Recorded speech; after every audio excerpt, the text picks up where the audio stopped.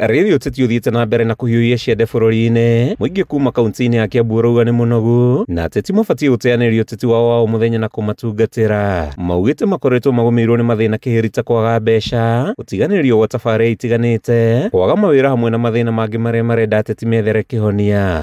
Sisi tunakasirika sana juu ya siasa ya matusi. Kila saa ni matusi. Sisi tunataka maendeleo, hatutaki siasa ya matusi. Si kama Wajiko tunataka maendeleo, hatutaki hizo masiasa. Tugoje 2027. Saa hii ni maendeleo. Saa yote kukiwa usiku, mchana ni siasa. Sasa hii siasa zao tumechoka na hii siasa zao.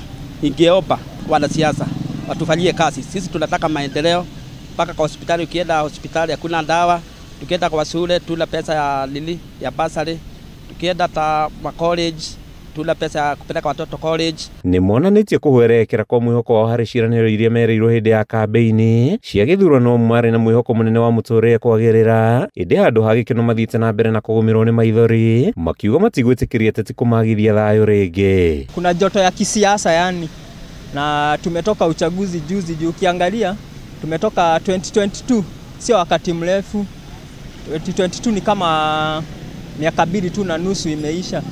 Lakini tunaona wanasiasa wetu wale tulichagua, tunasikia baada ya kutufanyia kazi wanapandisha joto ya kisiasa.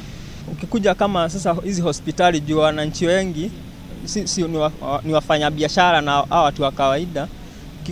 Ukipatwa na ugonjwa, ukienda hospitali unakuta umetibiwa, umefanyiwa diagnosis, lakini unaambiwa uende ukachukue dawa mahali pengine.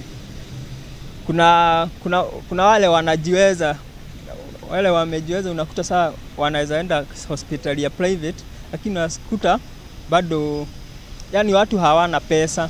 Ile kitu tunaweza sema ni kwamba serikali ifanye kukue na flow ya pesa, ndio at least mwananchi wa kawaida aache kuteseka. Marĩtio ũrĩa ũteti ũthiĩte na mbere na gwakĩrĩria matũũra-inĩ na bũrũri-inĩ, o mũteti akĩonania icoka ciake na kuuga mũingĩ ũkamahe iturwa, ũteti ũrĩa maugĩte nĩguo ũtũmĩte ũthii wa na mbere ũcoke na thutha. Handũ-inĩ ha Kameme TV kuma kaunti-inĩ ya Kiambu, rĩtwa rĩakwa nĩ Matthew Ndung'u wa Mbũgua.